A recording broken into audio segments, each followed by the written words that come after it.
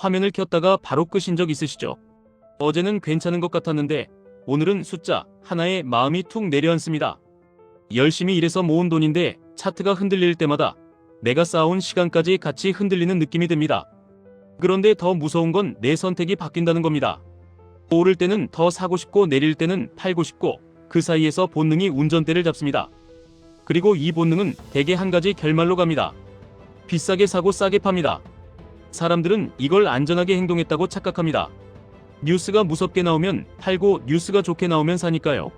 그런데 돈은 뉴스에 반응하는 사람에게서 빠져나가서 원리에 반응하는 사람에게 흘러갑니다. 오늘은 그 원리 하나로 투자까지 정리해드리겠습니다. 수요와 공급입니다. 돈을 벌려면 돈의 수요가 몰리는 곳에 먼저 가 있으면 됩니다. 주식이든 부동산이든 사업이든 같습니다. 돈은 가치가 있는 곳으로 흐르고 그 가치는 수요와 공급이 정합니다. 아무도 찾지 않으면 가치가 꺼지고 모두가 찾으면 가치가 올라갑니다. 그래서 원리는 간단합니다. 아무도 안 사거나 못 살 때 사서 누구나 살 수 있을 때 팔면 됩니다. 문제는 수요가 숫자가 아니라 사람 마음이라는 겁니다. 사람 마음은 늘 늦습니다. 오르고 나서 확신이 생기고 떨어지고 나서 공포가 생깁니다. 그래서 시장은 늘 사람 마음이 늦게 따라오는 걸 이용합니다. 사람이 몰릴 때 팔고 사람이 도망갈 때 삽니다. 수요를 흔드는 가장 큰 손잡이는 금리입니다. 금리가 오르면 돈 빌리는 비용이 올라갑니다. 기업은 자금 조달이 비싸지고 소비가 위축되고 투자가 둔해집니다. 그럼 주식시장의 수요가 줄어듭니다. 부동산도 똑같습니다. 대출 이자가 오르면 실수요자도 투자자도 멈춥니다. 거래량이 줄고 가격이 눌립니다. 여기서 진짜 중요한 건 가격이 아니라 분위기입니다. 수요가 약해지는 장에는 공통장면이 있습니다. 주변이 조용해집니다. 카톡방에서 주식 얘기가 줄어듭니다. 점심시간에 누가 먼저 시장 얘기를 꺼내면 분위기가 싸해집니다. 커뮤니티에는 이런 말이 늘어납니다. 이번엔 다르다. 끝났다. 더 내려간다. 현금이 답이다. 그리고 뉴스는 매일 같은 표정으로 공포를 반복합니다. 그때 내 마음은 이렇게 말합니다. 지금은 아니야. 조금만 더 기다리자. 확실해지면 들어가자. 바로 이때가 수요가 말라붙는 순간입니다. 그리고 돈은 이 순간에 벌립니다. 왜냐하면 수요가 줄면 가격이 싸지기 때문입니다. 가격이 싸지면 미래의 기대 수익이 커지기 때문입니다. 하지만 사람은 싸졌다는 이유만으로 못 삽니다. 싸질 때는 늘 무섭기 때문입니다. 반대로 수요가 살아나는 장에는 또 공통장면이 있습니다. 뉴스가 갑자기 좋아집니다. 같은 데이터인데도 말이 달라집니다. 어제는 둔화였다가 오늘은 연착륙입니다. 어제는 위기였다가 오늘은 기회입니다. 그때부터 주변에서 이런 말이 나옵니다. 지금이라도 타야 한다. 이거 안 타면 바보다. 이번엔 진짜 간다. 나스닥이 세상을 바꾼다. 그때 내 마음은 이렇게 바뀝니다. 아까 살걸. 지금이라도 들어가야겠다. 이게 바로 수요가 몰리는 순간입니다. 그리고 돈은 이 순간에 위험해집니다. 왜냐하면 수요가 과열되면 가격이 비싸지기 때문입니다. 비싸졌는데도 사람은 더 사고 싶어집니다. 이게 인간 심리입니다. 이제 이걸 QLD와 TQQQ로 연결해 보겠습니다. QLD와 TQQQ는 나스닥 100 지수의 방향을 더 크게 따라가도록 설계된 상품입니다. 수요가 몰리면 더 빠르게 오르고 수요가 빠지면 더 빠르게 흔들립니다. 좋을 때는 천재가 된 기분을 주고 나쁠 때는 바보가 된 기분을 줍니다. 그래서 이 상품은 본능을 가장 쉽게 자극합니다. 그럼 QLD와 TQQQ를 하는 사람은 무엇을 해야 하느냐? 예측을 해야 하는 게 아닙니다. 구조를 만들어야 합니다. 수요와 공급을 이용해서 내가 비싸게 사고 싸게 파는 습관을 못 나오게 해야 합니다. 여기서 아주 현실적인 장면을 하나 떠올려 보시죠. 장중에 TQQQ가 빠집니다. 1시간 만에 3% 4%가 흔들립니다. 그럼 손이 근질근질해집니다. 지금 사야 하나? 더 떨어지면 어떡하지? 팔아야 하나? 그러다 결국 클릭을 합니다. 그런데 문제는 클릭 자체가 아니라 클릭하는 기준이 감정이라는 겁니다. 그래서 제가 드리는 방식은 체크리스트입니다. 차트 보기 전에 질문 3개만 하시는 겁니다. 지금 시장은 수요가 강한가 약한가? 지금 내 계좌는 비중이 과한가 적당한가? 지금 내가 하는 행동은 규칙인가 감정인가? 이 3 질문만 통과하면 사야 할 때 사고 쉴 때 쉴 수 있습니다. 이제 수요 공백 구간과 수요 과열 구간에서 실제로 어떻게 행동하는지 장면처럼 넣어서 말씀드리겠습니다. 수요 공백 구간의 장면은 이렇습니다. 금리 뉴스가 무섭습니다. 경제가 꺾였다는 말이 많습니다. 주변에서 투자 얘기하면 이상한 사람 취급받습니다. 계좌는 빨갛습니다. 그럼 사람들은 두 부류로 나뉩니다. 첫 번째는 공포해지는 사람, 두 번째는 원칙으로 버티는 사람. 공포해지는 사람은 이렇게 합니다. 첫 손실을 보고 마음이 무너집니다. 한번 팔면 편해집니다. 그 편함이 너무 달콤해서 다음에도 또 팝니다. 그리고 며칠 뒤 반등이 오면 이렇게 말합니다. 역시 팔길 잘했다. 그런데 반등이 커지면 다시 이렇게 말합니다. 아까 팔지 말걸. 그러다 결국 비싼 가격에 재진입합니다. 이게 반복되면 계좌는 수익이 아니라 피로만 남습니다. 원칙으로 버티는 사람은 다르게 합니다. 수요 공백 구간을 기회로 분류합니다. 그리고 딱 한 가지를 합니다. 나눠서 삽니다. 한 번에 크게가 아니라 작게 여러 번입니다. 그래서 심리가 덜 흔들립니다. 여기서 실전 문장으로 바꿔보겠습니다. 나는 바닥을 맞추지 않는다. 나는 공포 구간을 통과하며 모은다.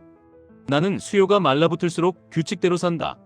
나는 비명 지를 때 한 번에 들어가지 않고 비명 지를 때마다 조금씩 들어간다. 이게 QLD와 TQQQ에서 가장 중요한 태도입니다. 왜냐하면 변동성이 크기 때문에 한 번에 들어가면 심장이 못 버팁니다. 나눠서 들어가면 심장이 버팁니다. 심장이 버티면 계좌가 버팁니다. 다음은 수요 과열 구간의 장면입니다. 가격이 많이 올랐습니다. 뉴스는 기술혁명과 시대 변화로 가득합니다. 주변에서 투자 얘기가 다시 많아집니다. 그동안 관심 없던 사람이 갑자기 묻습니다. 그거 아직도 살만해? 요즘 뭐가 좋아? 그때 내 마음은 이렇게 말합니다. 더 간다. 지금 팔면 바보다. 이제 시작이다.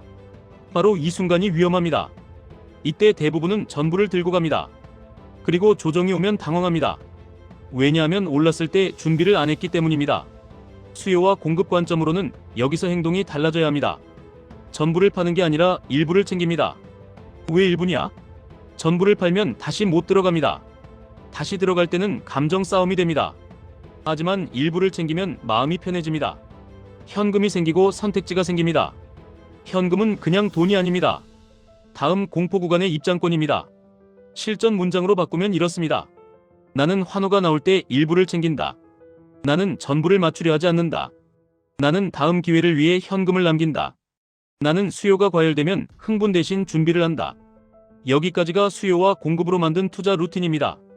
그럼 많은 분들이 이렇게 물으실 겁니다. 기준은 뭘로 잡아야 합니까? 이건 딱 하나만 고르셔야 합니다. 여러 개면 실행이 안 됩니다. 실행이 안 되면 결국 감정대로 합니다. 기준은 크게 두 가지 중 하나로만 가시면 됩니다. 가격 흐름 기준, 시간 기준. 가격 흐름 기준은 기본 지수인 QQQ의 흐름을 보고 예를 들어 단기 평균선 아래일 때만 매수 비중을 키우는 방식입니다. 상승 국면에서는 정기 매수만 하고 하락 국면에서는 추가 매수를 허용하는 구조입니다. 시간 기준은 매주 또는 매월 고정 매수로만 가는 방식입니다. 여기에 대폭 하락 때만 한 번 더 추가한다. 이 정도로 끝내는 겁니다. 둘 중 무엇이든 상관없습니다. 중요한 건 일관성입니다. 시장에 오래 살아남는 사람은 정답을 맞춘 사람이 아니라 같은 행동을 반복한 사람입니다. 여기서 레버리지에 대한 걱정도 장면으로 풀어드리겠습니다. 레버리지는 오래 들면 녹아내린다. 이 말은 반은 맞고 반은 틀립니다. 왜 반만 맞느냐? 사람들이 보통 최악의 방식으로 들기 때문입니다. 최악의 방식은 이렇습니다. 수요 과열 구간에서 크게 산다. 수요 공백 구간에서 포기한다. 이렇게 하면 레버리지는 당연히 독이 됩니다. 하지만 방식이 바뀌면 결과가 바뀝니다. 수요 공백에서 나눠서 산다. 수요 과열에서 일부를 챙긴다. 현금을 남긴다. 이렇게 하면 변동성은 위험이 아니라 기회가 됩니다. 이제 수요와 공급 원리가 왜 QLD, TQQQ와 찰떡이냐? 결국 나스닥은 기술 기업들의 집합이고 기술은 인간 욕망을 가장 빠르게 먹는 산업이기 때문입니다. 사람은 더 편리한 것을 원하고 더 빠른 것을 원하고 더 효율적인 것을 원합니다. 이 욕망이 수요를 만들고 수요가 기업을 키우고 기업이 지수를 끌어올립니다. 그게 장기 방향의 힘입니다. 하지만 중간에 공포는 반드시 옵니다. 그 공포가 수요 공백입니다. 수요 공백에서 못 버티면 그동안의 방향도 내 것이 아닙니다. 그래서 QLD와 TQQQ는 방향보다 생존이 먼저입니다. 생존은 거창한 게 아닙니다. 현금, 규칙, 기록, 이 세 가지입니다. 기록은 이렇게 하시면 됩니다.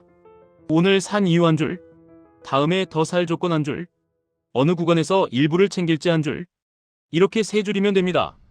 기록은 나를 구해줍니다. 기억은 배신합니다. 피곤할 때는 특히 그렇습니다. 그리고 이 나이대 투자에서 진짜 적은 정보가 아니라 필요입니다. 피곤하면 판단이 흐려집니다. 판단이 흐려지면 손이 움직입니다. 그래서 장이 흔들릴수록 계좌를 자주 보는 습관을 끊으셔야 합니다. 대신 체크리스트로 바꾸셔야 합니다. 감정 확인이 아니라 조건 확인입니다. 정리하겠습니다. 돈은 가치로 흐르고 가치는 수요와 공급이 정합니다. 수요가 약할 때는 공포가 오고 수요가 강할 때는 환호가 옵니다. 사람은 공포에서 팔고 환호에서 삽니다. 그래서 QLD와 TQQQ는 원칙이 없는 사람에게는 독이지만 원칙이 있는 사람에게는 강력한 도구입니다. 다음 영상에서는 정치와 돈의 흐름을 이어가면서 정책이 어떻게 수요의 방향을 바꾸고 그 변화가 금리와 유동성과 연결되어 시장 특히 나스닥의 분위기를 어떻게 바꾸는지 현실적인 사례로 풀어드리겠습니다. 오늘 내용이 도움이 되셨다면 차트를 보기 전에 수요와 공급부터 보시는 습관을 가져가시면 좋겠습니다. 그 습관 하나가 QLD와 TQQQ를 도박이 아니라 전략으로 바꿔줄 겁니다.